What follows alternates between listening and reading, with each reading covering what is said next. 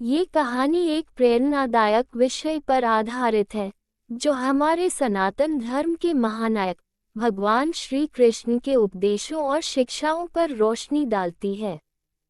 अगर आपके घर में कुछ सकारात्मक कार्य हो रहे हैं तो इसे संकेत माना जा सकता है कि आपके जीवन में शुभ समय आने वाला है। श्री कृष्ण, जो गीता में अपनी दिव्य शिक्षाओं से संसार को आलोकित करते हैं, हमेशा कर्म के महत्व पर जोर देते हैं।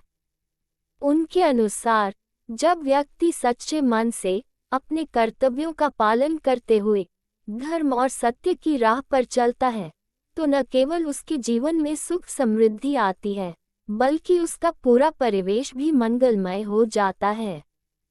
अगर आपके घर में ऐसे कार्य हो रहे हैं जो प्रेम, भक्ति और सेवा की भावना को प्रेरित करते हैं तो इसे भगवान की कृपा का प्रतीक समझा जा सकता है। जब घर में सुबह सुबह पवित्र मंत्रोच्चार की ध्वनि गूंजती है, जब पूजा स्थल पर दीप प्रज्वलित होते हैं और भगवान की आराधना की जाती है, तो यह न केवल एक धार्मिक कृत्य है बल्कि एक सकारात्मक ऊर्जा का संचार भी है। यह ऊर्जा पूरे घर के वातावरण को पवित्र बनाती है और एक प्रकार की मानसिक शांति प्रदान करती है। श्री कृष्ण कहते हैं कि जब घर के सभी सदस्य एक साथ बैठकर भोजन करते हैं, एक दूसरे की भावनाओं का सम्मान करते हैं और सामूहिक रूप से सुख दुख को साझा करते हैं, तो वह घर एक मंदिर के समान हो जाता है। यदि घर में सत्यनिष्ठा, ईमानदारी और धर्म का पालन किया जा रहा है तो ये भी भगवान की कृपा का ही प्रमाण है। श्री कृष्ण ने गीता में स्पष्ट कहा है कि जो व्यक्ति दूसरों की सेवा में अपना जीवन समर्पित करता है उसे भगवान की विशेष कृपा प्राप्त होती है। यदि आपके घर में गरीबों को भोजन कराया जाता है, जरूरतमंदों की सहायता की जाती है और किसी का दिल नहीं दुखाया जाता, तो ये संकेत है कि आपके घर में स्वयं भगवान का वास है।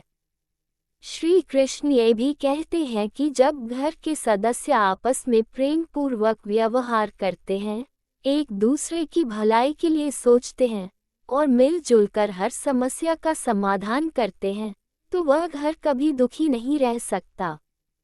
ऐसे घर में सुख, समृद्धि और खुशहाली का वास हमेशा बना रहता है।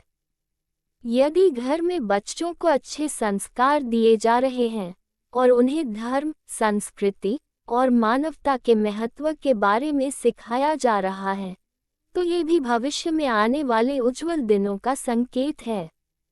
श्री कृष्ण कहते हैं कि जब व्यक्ति अपने घर को एक तीर्थ के समान मानता है और वहां पर हर प्रकार की नकारात्मकता को दूर करता है, तो भगवान की कृपा से उसका जीवन सुकून और आनंद से भर जाता है।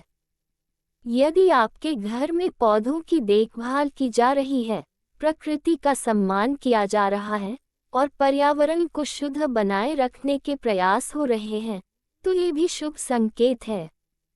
ऐसे घर में भगवान की कृपा सदा बनी रहती है।